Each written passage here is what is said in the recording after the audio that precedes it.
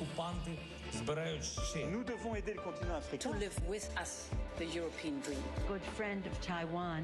Europe 1, bonjour. Votre revue de presse internationale. Nous sommes d'abord en Grèce. Bonjour Clémentine Athanasiadis. Bonjour. Le changement climatique dans la presse grecque et la crainte de canicules encore jamais vues pour l'été qui arrive.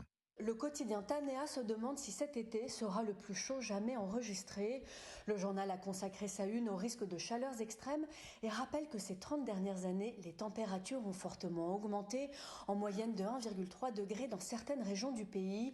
Le quotidien note également la diminution des jours de pluie et la multiplication des périodes de sécheresse.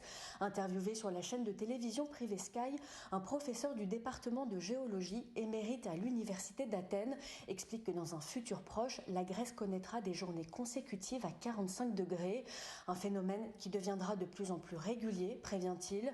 Quant à l'été qui arrive, le professeur appelle les citoyens à la vigilance face au risque important d'incendie. Nous sommes aussi au Maroc ce matin avec vous, Alexandre Blanc. Qu'est-ce qui fait la une de la presse marocaine ?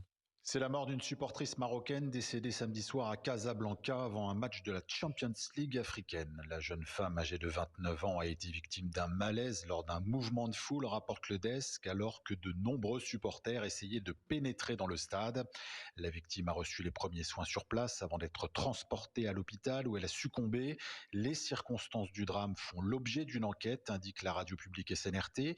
Des vidéos relayées par des médias locaux font ainsi état de débordements et d'affrontements. Des supporters sans billets ont franchi les grilles, d'autres ont été dispersés par la police qui a fait usage de jets d'eau. Une situation chaotique, dénonce le site spécialisé Botola, et un drame, souligne le quotidien Le Matin, qui témoigne de graves défaillances, alors même que le Maroc s'est porté candidat à l'organisation de la Coupe du Monde 2030.